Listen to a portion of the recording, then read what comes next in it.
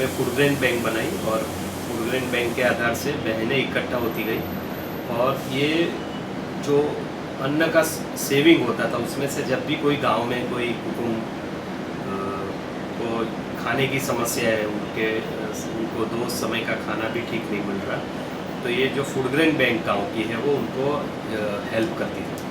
तो इसमें इस तरह से हमने करीब 80 से ज़्यादा फूड ग्रेन बैंक बनाई और जो भी फूड सिक्योरिटी को लेकर समस्या थी वो काफ़ी हद तक हमने उनके साथ काम किया।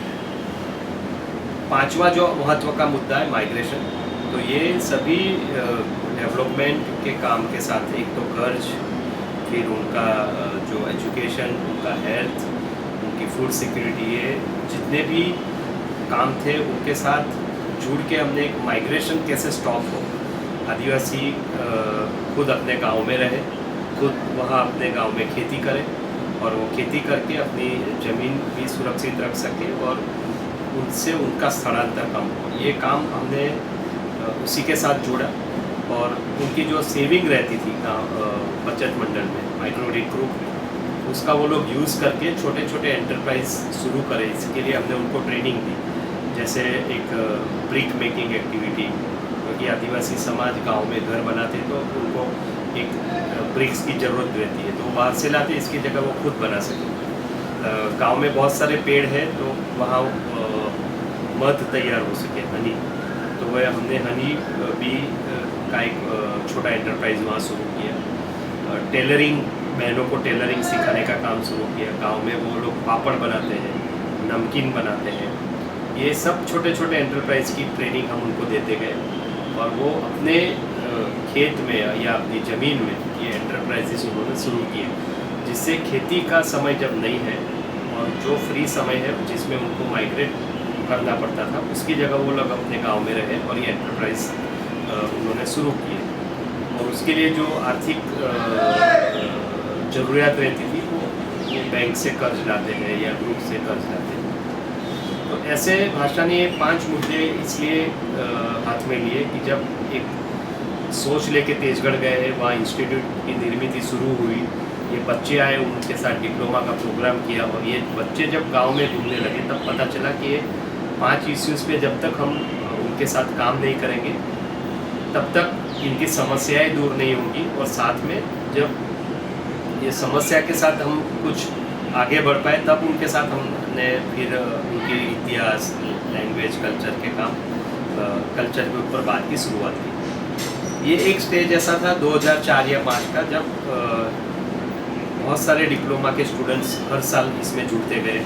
करीब 7-8 साल में 400 से ज़्यादा बच्चे जुड़े जो ग्रेजुएट थे, उन्होंने ये डिप्लोमा में पढ़ाई की और ये बच्चे फिर आखिर में आदिवासी जिस एरिया से आए थे वहाँ वो लोग गए और ये 5 मुद्दों पे लेके उन्होंने डेवलपमेंट के काम शुरू किए और हमने उनको गांव में छोटी छोटी एक ऑफिसेज भी बना के दी, जिसको हम DSCs, डेवलपमेंट सर्विसेज सेंटर बोलते हैं।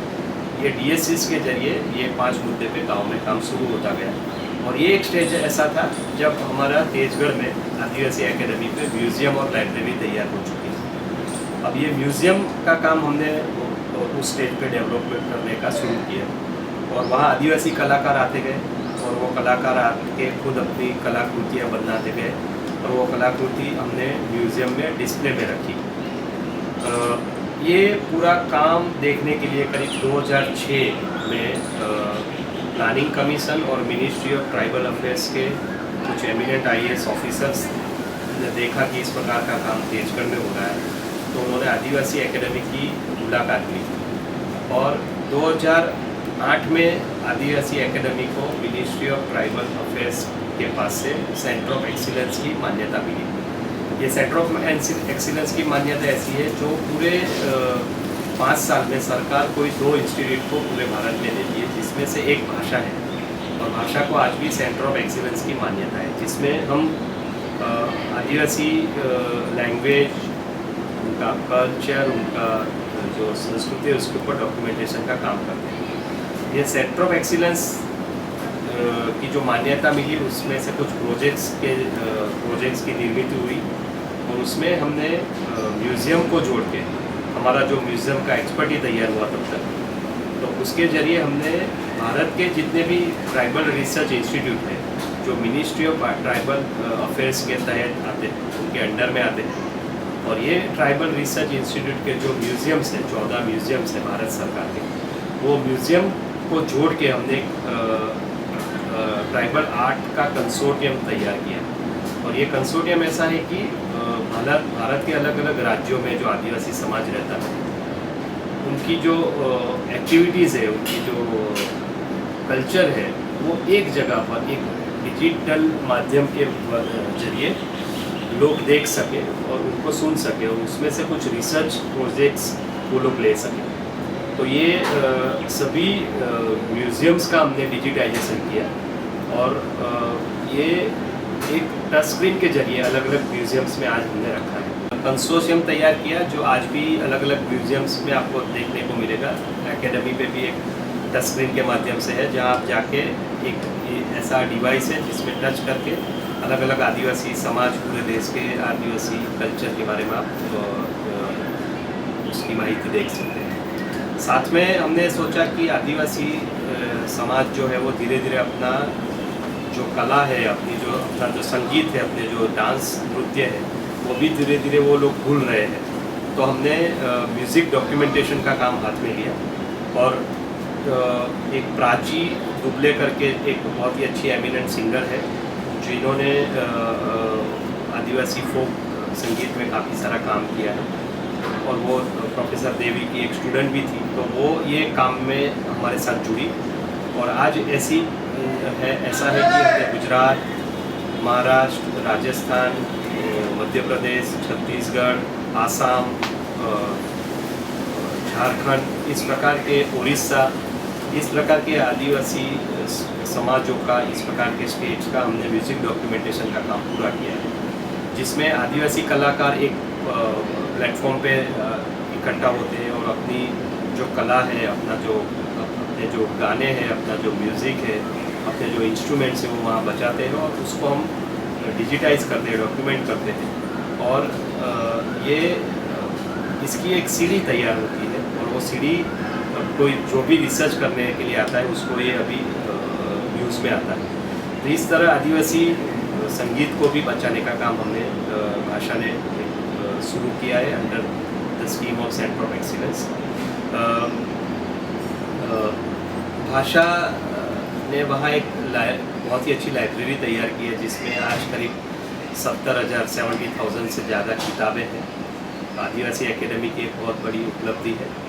जो मैंने डेवलपमेंट की बात की, उसमें हमने बात की थी कि भाषा ने एजुकेशन का काम किया है, प्राइमरी एजुकेशन का। तो उसके परिणाम स्वरूप आज तेजगढ़ में एक हमारी नॉन फॉर्मल स्कूल है, जिसमें 60 से ज़्यादा बच्चे आके पढ़ते हैं।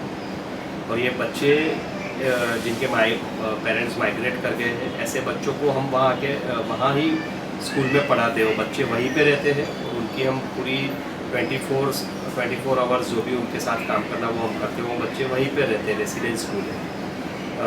ये जो स्कूल है उसमें जो बच्चे हैं वो अलग अलग समाज से आते हैं, टीचर भी है वो भी अलग अलग समाज से आते हैं। तो हम ये स्कूल को मल्टीलिंगुअल स्कूल कहते हैं, जहाँ 4 या 5 भाषा में हम पढ़ाते भी हैं, और 4 और 5 भाषा में बच्चे पढ़ते हैं, और वहाँ उस प्रकार का ज्ञान आजू बाजू की प्राइमरी स्कूल में फैलाते हैं। ये एक मल्टीलिंगुअल स्कूल है। टीचर्स और स्टूडेंट्स ने मिलकर एक मैगज़ीन शुरू किया, जिसका नाम, जैसे एक मैगज़ीन हमने 96 में किया था, उसका ढोल नाम दिया था। वो एक इंस्ट्रूमेंट को लेके था, लेकिन ये बच्चों के साथ का काम था, इसलिए बच्चे जब बोलते हैं तो उसको एक वाचा कहते हैं, उसको बोल कहते हैं। तो वो मैगज़ीन का नाम हमने बोल दिया। ये मैगज़ीन में बच्चे खुद लिखते हैं, और इसके जो इलस्ट्रेशन है, उसमें जो ड्राइंग्स रहते हैं, पिक्चर्स रहते हैं, वो बच्चे खुद बनाते हैं।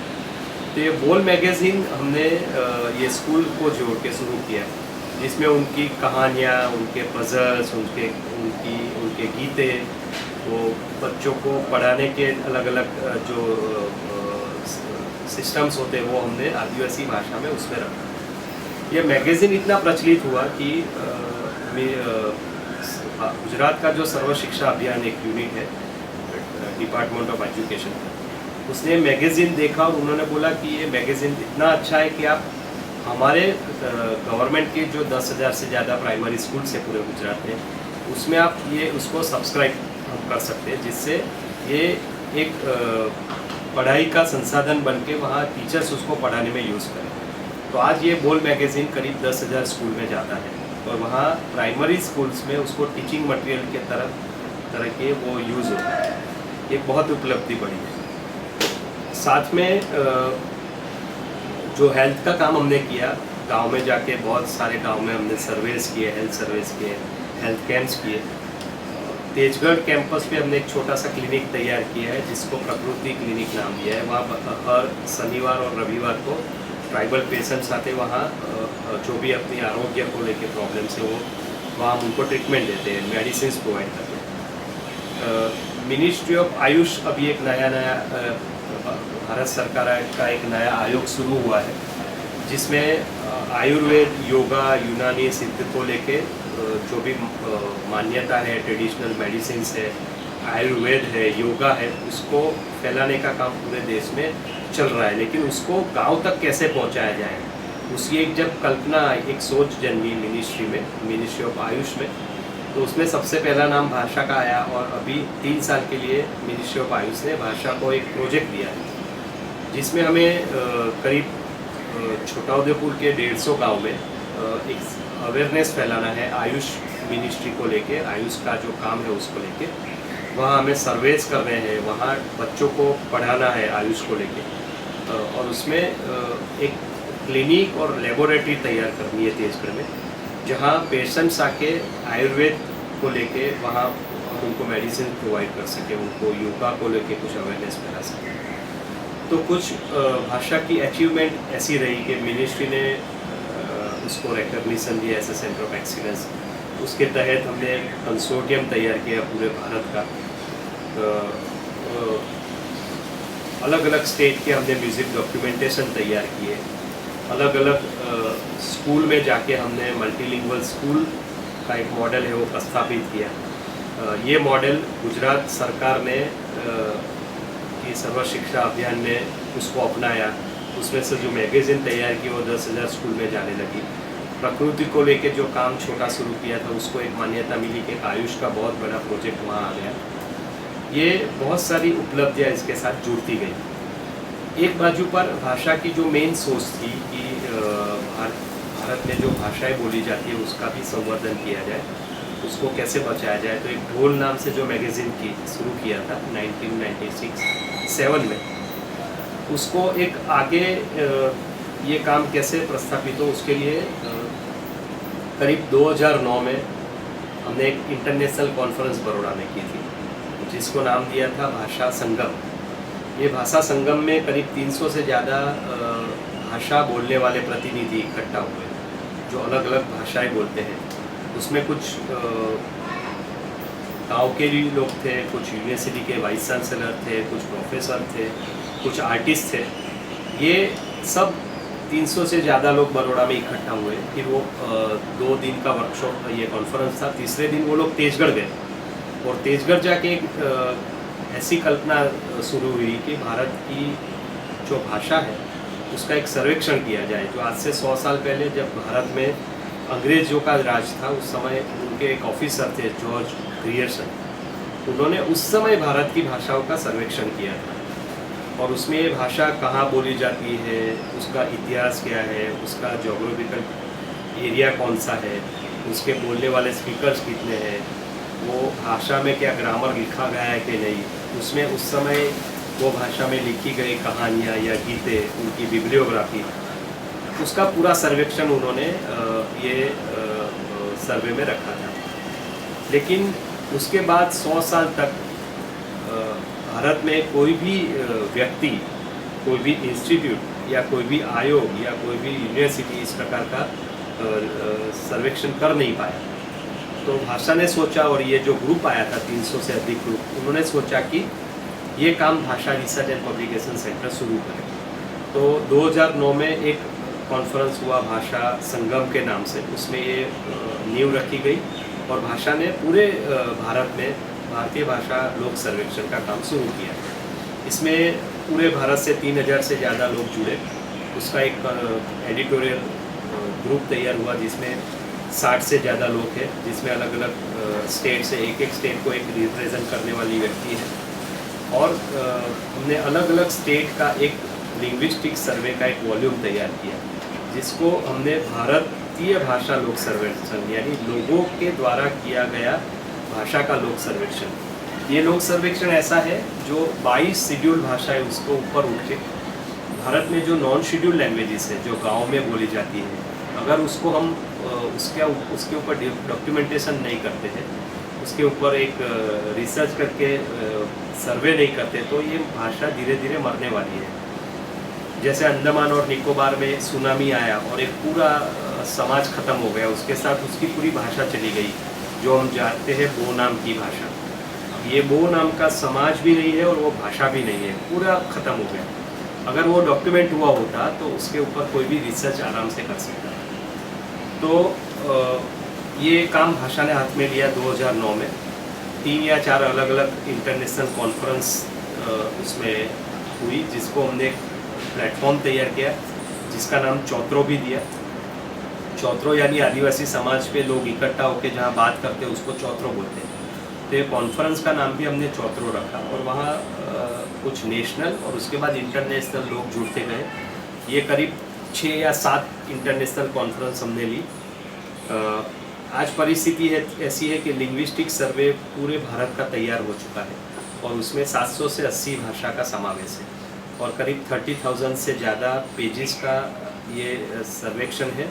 इसके टोटल 50 वॉल्यूम बाहर आएंगे, एक स्टेट का एक वॉल्यूम। जैसे मैं उदाहरण दूँ गुजरात का, तो गुजरात का एक वॉल्यूम है 1000 से ज़्यादा पेज का, जिसमें 52 से ज़्यादा भाषाओं का समावेश है। इस तरह गुजरात के जितने भी स्टेट्स और यूनियन टेरिटरीज़ है वो मिलके 30 वॉल्यूम्स और 20 वॉल्यूम्स ऐसे हैं जो नेशनल वॉल्यूम्स है, जिसमें शेड्यूल्ड लैंग्वेज के ऊपर एक वॉल्यूम है, ट्राइबल लैंग्वेज के ऊपर वॉल्यूम है, TNT लैंग्वेज के ऊपर वॉल्यूम है, किनशिप टर्म्स के ऊपर वॉल्यूम्स है, कलर टर्म्स के ऊपर वॉल्यूम्स है, साइन लैंग्वेज का एक वॉल्यूम है, डायस्पोरा के ऊपर एक वॉल्यूम है, फॉरेन लैंग्वेजेस के ऊपर एक वॉल्यूम है।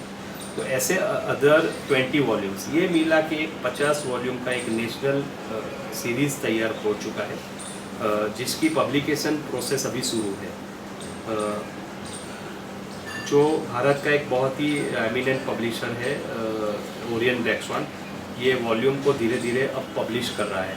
उसका जो सर्वेक्षण का काम था वो 2009 में शुरू हुआ था, वो 2013 में ख़त्म हुआ, और उसके एक जो प्री पब्लिकेशन वॉल्यूम्स थे वो हमने सोचा कि सर्वपल्ली राधाकृष्णन जो एक बहुत ही बड़े एजुकेशनिस्ट थे, उनकी 125वीं जब जन्म जयंती थी, तब जाके उस दिन हमने दिल्ली में जाके गांधी स्मृति पे ये वॉल्यूम्स देश को डेडिकेट किए, भारत देश को हमने डेडिकेट किए। अब उसका प्रिंटिंग शुरू है। आज तक ऐसा है कि करीब 22 वॉल्यूम पब्लिश हो चुके हैं ये 50 में से, और वो पब्लिश होके आज भारत के अलग अलग देशों में उसको पाया जाता है। उसमें अब रिसर्च एक्टिविटी शुरू हो चुकी है, कॉलेज में उसको स्टडी मटेरियल के रूप में वो लोग उसका यूज़ कर रहे हैं। इसका हिंदी वर्ज़न भी हमने सोचा कि उसको किए जाए। जैसे गुजरात का वॉल्यूम है वो गुजराती में है, उसका इंग्लिश ट्रांसलेशन, महाराष्ट्र का माराठी में है, इंग्लिश है, आसाम का आसामीज़ है, इंग्लिश है। तो ऐसे उसका हिंदी, जो लोग इंग्लिश पढ़ नहीं पाते और रीजनल लैंग्वेज नहीं पढ़ पाते और उनको रिसर्च करना है और हिंदी आती है, तो कैसे हो सकता है। तो हमने ये सभी वॉल्यूम्स हिंदी ट्रांसलेट करने का भी तय किया है। तो करीब 25 वॉल्यूम्स ऐसे हैं जो हिंदी में तैयार होंगे, और उसके बाद कुछ वॉल्यूम्स ऐसे हैं जो अलग अलग जैसे नेशनल वॉल्यूम्स है वो भी हिंदी में तैयार होंगे। तो ये एक पूरी प्रक्रिया people's linguistic survey of India, भारतीय भाषा का लोक सर्वेक्षण है। एक 100 साल के बाद एक सबसे बड़ी भाषा की उपलब्धि है। कुछ किताबें ऐसी है कि उनको बहुत सारे अवार्ड्स भी मिल गए हैं उसमें। जैसे महाराष्ट्र का जो मराठी वॉल्यूम है उसको आज तक करीब 8 से ज़्यादा अवार्ड्स महाराष्ट्र सरकार के मिले हुए हैं, एक बहुत बड़ी उपलब्धि है। तो भाषा का जो मेन सोच था ये वही था कि उसी के लिए ये भाषा रिसर्च एंड पब्लिकेशन सेंटर की निर्मित हुई थी। कि शेड्यूल्ड लैंग्वेज के साथ साथ जो भाषा गांव में बोली जाती है उसको बचाया जाए। तो ये 780 भाषा के ऊपर सर्वेक्षण हुआ। ये काम के साथ साथ एक इस प्रकार का रिसर्च इंस्टीट्यूट हमने तेजगढ़ में प्रस्तावित किया, जहां आदिवासी समाज को जोड़ के हमने उनका इतिहास, उनका जो कल्चर है, उनकी जो म्यूज़िक है, उनके जो फेस्टिवल्स है वो जीवित रहे, इसलिए हमने म्यूज़ियम तैयार किए। आज ये म्यूज़ियम ऐसा म्यूज़ियम है जिसमें भारत का पूरा संस्कृति वहाँ आपको देखने मिलेगा। वहाँ आर्टिस्ट अलग अलग राज्यों से आते हैं और वहाँ वो ये काम में जुड़ जाते हैं। मल्टीलिंगुअल एजुकेशन का मॉडल हमने देश को दिया। वहाँ एक स्कूल है जहाँ से मल्टीलिंगुअल एजुकेशन का काम शुरू रहता है। हेल्थ को लेके एक बहुत बड़ा इम्पैक्ट हो सके ऐसा काम हम करते हैं। ये काम नेशनल लेवल पे फैला है, तो कुछ मिनिस्ट्रीज़ में हम एडवाइज़र के रूप में लोग जाते हैं और एडवाइस करते हैं। कुछ यूनिवर्सिटीज़ से स्टूडेंट्स यहाँ आते हैं और रिसर्च करते हैं। इंटरनेशनल यूनिवर्सिटीज़ से लोग स्टूडेंट्स आते हैं और वहाँ रिसर्च करते हैं। जैसे अभी के उदाहरण में दूँ तो स्लोवाकिया से एक लड़की आई है डैनिश शाह करके, और वहाँ वो ये एजुकेशन को लेके अपना जो पीएचडी है वो वहाँ पढ़ाई कर रही है। तो भाषा का एक इम्पैक्ट पिछले 20 साल का, क्योंकि 1996 में भाषा की स्थापना हुई, आज 2016 है, तो 20 साल में भाषा ने बहुत सारा अचीवमेंट्स इसमें दिया है। आदिवासी एकेडमी जैसे मैंने बताया 1998 में शुरू हुई, लेकिन भाषा की स्थापना 1996 में शुरू हुई। तो अब स्ट्रक्चर ऐसा है कि भाषा रिसर्च एंड पब्लिकेशन सेंटर एक चैरिटेबल ट्रस्ट है, और एकेडमी जो भाषा ने तैयार किया, निर्मित किया, वो एक इंस्टीट्यूट के रूप में एक आदिवासी गांव में प्रस्थापित हो चुका है। एक उसकी आइडेंटिटी इंटरनेशनल बनी है, उसमें बहुत सारे विजिटर्स आते हैं। उसकी जो कार्य पद्धति ऐसी है कि भाषा के ट्रस्टी है वो इसमें डिसीजन मेकिंग में इन्वॉल्व है, लेकिन साथ साथ करीब तेजगढ़ में जितनी भी एक्टिविटीज़ चलती है उसमें 100 से भी ज़्यादा फुल टाइम काम करने वाले लोग हैं। उसमें से 98% खुद ट्राइबल है जो वहाँ पर रहते थे, और वहाँ पे आके उन्होंने एकेडमी में पढ़ाई की। पढ़ाई करने के बाद वो एकेडमी के काम में जुड़ गए, और ऐसा है कि एक म्यूज़ियम है या लाइब्रेरी है या मल्टीलिंगुअल स्कूल है या वहाँ क्लिनिक है या वहाँ अलग अलग प्रोजेक्ट्स जो चलते हैं, जैसे यूनिसेफ का एक प्रोजेक्ट चलता है, आयुष मिनिस्ट्री का प्रोजेक्ट चलता है, म्यूज़िक डॉक्यूमेंटेशन का मिनिस्ट्री ऑफ ट्राइबल अफेयर्स का एक प्रोजेक्ट चलता है। ये सभी प्रोजेक्ट्स, सभी वहाँ के जो स्ट्रक्चर्स है वो आदिवासी खुद चलाते हैं।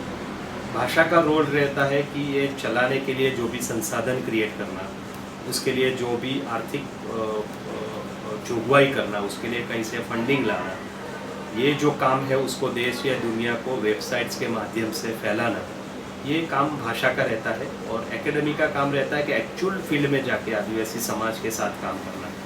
तो ये भाषा और एकेडमी ऐसे देखें तो व्हील के दो पहिए हैं।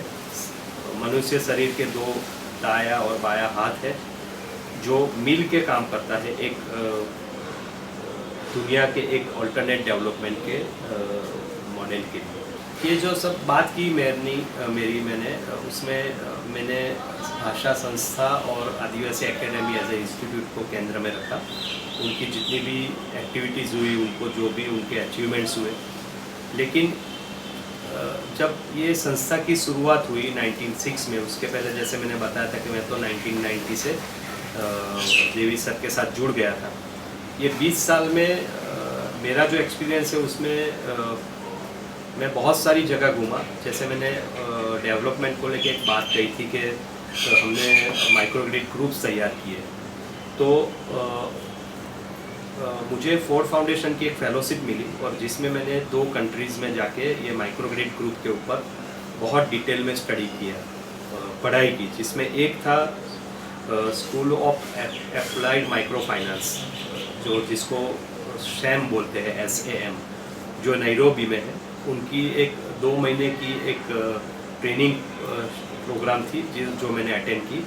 और दूसरा था एक कनाडा में सेंट जेवियर स्कूल्स है जिसमें एक कोडी इंस्टीट्यूट है, वहाँ जाके मैंने 2 महीना पढ़ाई की। तो ये दो बहुत मेरी बड़ी एक एक्सपीरियंस रही कि दो एक बड़े इंस्टीट्यूट के साथ मैं जुड़ा और वहाँ से जाके मैंने माइक्रो फाइनेंस पे स्टडी किया और ये स्टडी के बाद वापस आके माइक्रो क्रेडिट ग्रुप्स को फेडरेशन लेवल तक पहुँचाना और वहाँ की जो इकोनॉमिक पैटर्न है, वहाँ की जो इकोनॉमिक नीड है, वो समझ के गांव कैसे कर्ज में से बाहर आए, एक बैंकिंग सिस्टम वहाँ प्रस्तापित हो और उसके जरिए जो माइग्रेशन होता था वो माइग्रेशन कम हो और एक इकोनॉमिक इम्पैक्ट समाज को मिले, समाज खुद का एक इकोनॉमिक ग्रोथ तैयार कर सके और कुछ एंटरप्राइजेस ऐसे तैयार हो जो ये माइक्रो क्रेडिट ग्रुप के आधार से फैले और वहाँ माइग्रेशन कम हो, लोग अपनी खेती बचा सके, खेती बचेगी जो एक कल्चर है पूरे देश या दुनिया में के सेल्स का स्पेशल इकोनॉमिक जोन क्रिएट करना और जिसमें बाहर से इंडस्ट्रीज लाना आदिवासी गांव में, जिससे आदिवासी समाज को विस्थापित होना पड़े, वो ना हो और उसकी जगह एक ग्रीन इकोनॉमिक जोन तैयार हो आदिवासी समाज में। पूरा बेल्ट जो है फिर वो एक स्टेट का हो या एक देश का हो या एक वर्ल्ड का हो, जो एक पूरा ग्रीन बेल्ट है, आदिवासी बेल्ट है, वो हमेशा ग्रीन रहे, वहाँ लोग खेती करें, अपना खेत में अपना जो प्रोडक्शन है वो खुद उगाए, उसको सेल करें, अपने गांव में रहने से उनका जो कल्चर है वो जीवित रहे, अपनी भाषा जीवित रहे और अल्टीमेटली वो ग्लोबल वार्मिंग को भी इफ़ेक्ट करता है क्योंकि अभी तो सब जगह पे बिल्डिंगें तैयार हो गई है, उसका जो एक गंभीर स्वरूप धारण किया है ग्लोबल वार्मिंग में, उसमें ये ग्रीन इकोनॉमिक जोन है जो वो बचाने के लिए उसको मदद करता है। तो एक मेरा बहुत ही बड़ा एक ये एक्सपीरियंस है कि मैं गांव के साथ जुड़ा, बहुत सारे गांव में मैं घूमा और ये ग्रीन बेल्ट बनाने के काम में भी जुड़ गया। दूसरा एक है देवी सर को लेके कि मेरा सबसे बड़ा अनुभव कि मैंने 15 साल तो काम किया, लेकिन जो मैंने आखिर में बात की कि लिंग्विस्टिक सर्वे ऑफ इंडिया किया, तो उसमें भारत का जो भी 780 भाषाओं का सर्वेक्षण हुआ और उसमें 3000 से ज़्यादा लोग जुड़े इसमें, वो 3000 लोग को प्रत्यक्ष मिलने का मुझे एक मौका मिला देवी सर के जरिए और ये जो पूरा एक नेटवर्क तैयार हुआ है भारत में जिसके परिचय में मैं आया हूँ, ये नेटवर्क के साथ हम आदिवासी भाषा को लेके, आदिवासी जो मल्टीलिंगुअल एजुकेशन है उसको लेके, जो आर्ट है उसको लेके काम करने का मुझे एक मौका शायद मिल सकता है भविष्य में। तो एक बहुत बड़ा एक्सपीरियंस मेरा देवी सर के साथ रहा कि मुझे इस प्रकार के linguist, educationist, artist, professor, vice chancellor के साथ मिलने का मौका मिला और अलग अलग भारत की जो भाषा है वो जानने का, उसमें कैसे वहाँ के लिंग्विस्ट है वो सर्वे करते हैं और ये पूरे प्रोसेस में जुड़ने से आज मुझे एक ऐसा अनुभव मिला है कि ये जो 100 साल के बाद भारतीय भाषा का लोक सर्वेक्षण तैयार हुआ और वो अभी धीरे धीरे देश के सामने एक स्टेट वॉल्यूम के माध्यम से आ रहा है, उसका एक भाग बनने का मुझे मौका मिला। एक सबसे बड़ा मेरा एक बहुत बड़ा एक मेरा खुद का एक अनुभव रहा देवी सर के साथ।